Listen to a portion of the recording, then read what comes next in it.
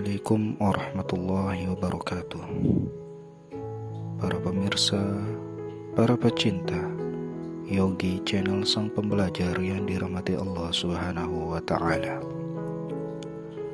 Pada kesempatan kali ini, kami akan menceritakan sebuah kisah tentang Mubarak, seorang lelaki miskin yang mendapatkan istri cantik dan mertua yang kaya raya. Kisah ini disampaikan oleh Imam Al-Ghazali dalam kitabnya At-Tibrul Masbuk fi Nasihatul Muluk, yaitu saat menjelaskan cara atau tips memilih menantu.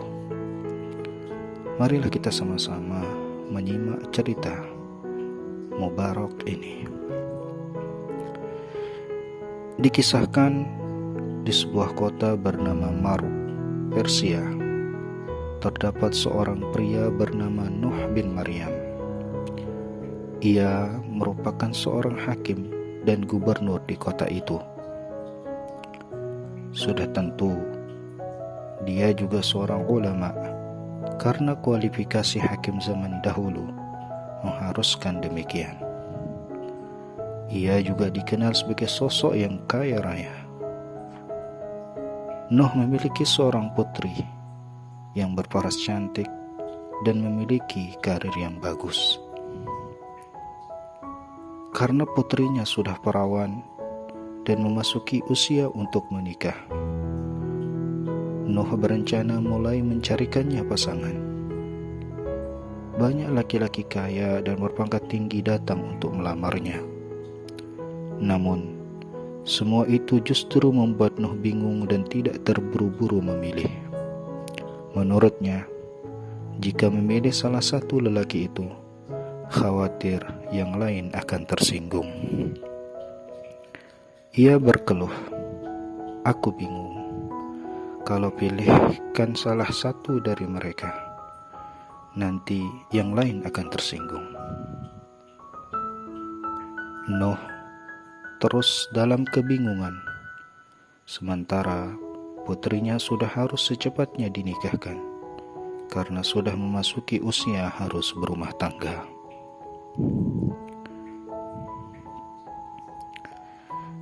Bahwasanya Nuh memiliki seorang budak, seorang laki-laki yang sangat bertakwa dan berkebangsaan India yang bernama Mubarak.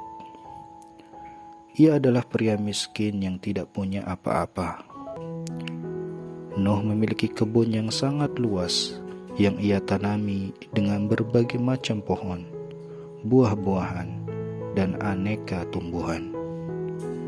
Ia menugasi Mubarak untuk merawatnya. Hingga 1 bulan berlalu, Nuh meminta Mubarak untuk memetikkan segenggam anggur untuknya. "Wahai Mubarak, petikkan aku segenggam anggur." Mubarak berkata, "Baik Tuan, segera saya ambilkan." Setelah segenggam anggur ia dapatkan, Mubarak memberikan kepada tuannya. Semua anggur yang ia petik ternyata masam. Nuh pun menyuruhnya memetik segenggam lagi. Namun hal serupa terjadi. Semua anggur masam. Nuh keheranan dan berkata kepada budaknya, "Mubarak, dari anggur sebanyak ini, kenapa kamu tidak bisa membedakan mana yang manis dan mana yang masam?" Jawab Mubarak, "Maaf Tuan, aku benar-benar tidak tahu mana yang manis dan mana yang masam." "Kau ini bagaimana? Sudah 1 bulan penuh kau mengurus kebun ini, tapi membedakan jenis anggur saja tidak bisa." "Benar Tuan, aku memang tidak bisa membedakan rasanya." "Kau kan bisa mencicipinya, agar engkau tahu mana yang manis dan mana yang masam." "Maaf Tuan, engkau hanya memerintahkanku untuk menjaganya, bukan mencicipinya. Aku tidak ingin mengkhianatimu." Mendengar jawaban Mubarak, Nuh tertegun dan tahu bahwa budaknya adalah lelaki yang cerdas dan memiliki moral yang luhur. Nuh berkata, "Wahai anak muda, aku sangat senang dengan prinsipmu. Sekarang aku punya satu perintah untukmu. Apapun perintahnya, akan aku turuti Tuan," jawab Mubarak. "Aku punya putri yang sangat cantik. Sudah banyak laki-laki penting dan kaya raya yang datang untuk melamar. Tapi belum juga aku menentukan pilihan. Apakah kamu punya saran untukku?"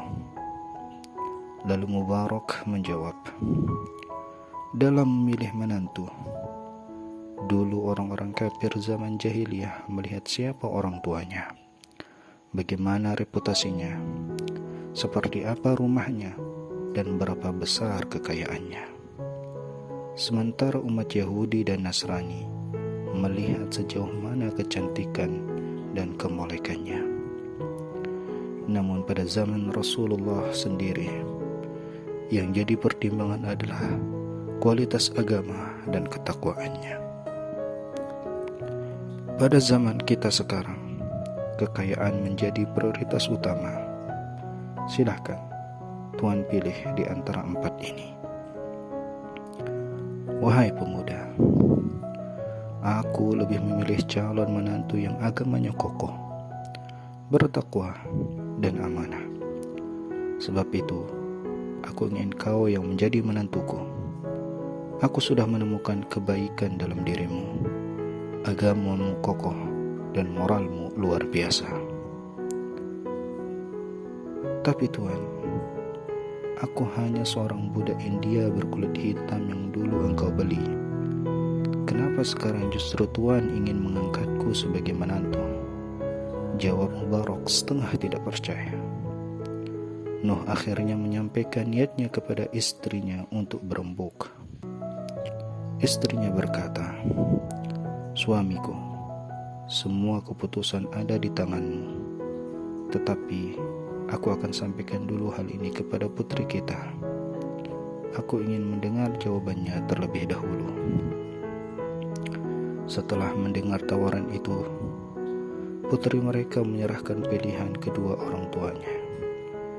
"Jika hal ini sudah menjadi keputusan ibu dan bapak, aku akan mematuhinya. Aku tidak akan pernah menentang perintah kalian berdua." Akhirnya, Mubarak pun menikah dengan putri Nuh bin Maryam. Dari kedua pasangan ini, kemudian lahirlah Abdullah bin Mubarak yang kelak menjadi seorang ulama besar, yang ia dikenal sebagai seorang alim yang zuhud dan banyak meriwayatkan hadis Nabi. Namanya begitu harum dengan sangat terkenal dalam dunia intelektual Islam.